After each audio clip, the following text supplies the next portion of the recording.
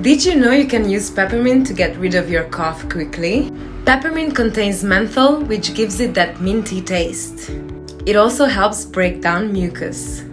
To use peppermint for cough, brew peppermint tea and drink it warm, or inhale peppermint vapor from a steam bath.